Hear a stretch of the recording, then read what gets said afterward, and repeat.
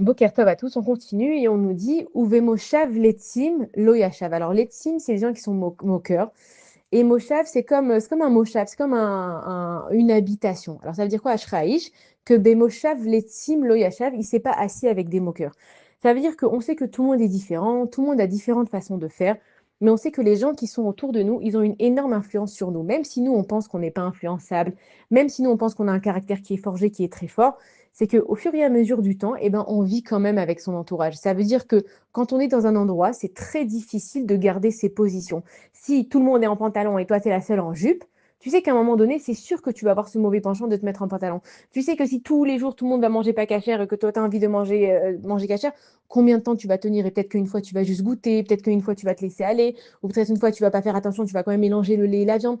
Ça veut dire que Moshav Letzim, c'est quoi les moqueurs? Les moqueurs, c'est simplement ceux qui se moquent de la Torah. C'est pas que se moquer des gens, c'est que la Torah, elle est là, elle est précieuse. Et les gens qui respectent pas la Torah vraiment de façon très voyante, on parle pas de faire des avérotes qu'on fait tous tout le temps, mais que tu sais qu'il y a quelque chose qui est pas bien, tu sais qu'il y a quelque chose qui est interdit, et toi tu t'en moques. Ou Moshav Letiv, et pourquoi Moshav?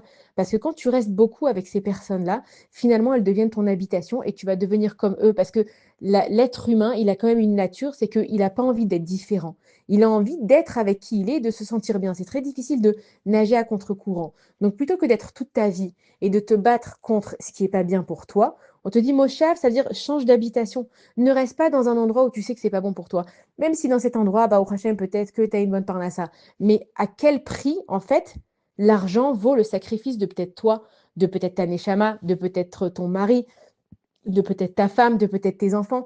Peut-être que toi, tu es dans un endroit où toutes les femmes, elles sortent tout le temps parce que chez eux, c'est comme ça. Mais finalement, ça va faire que toi et ton mari, vous allez vous disputer. Peut-être que toi, tes enfants, finalement, du fait que vous êtes allé habiter à cet endroit-là, les enfants, ils font telle et telle chose et que vous, c'était pas du tout ce que vous aviez envie.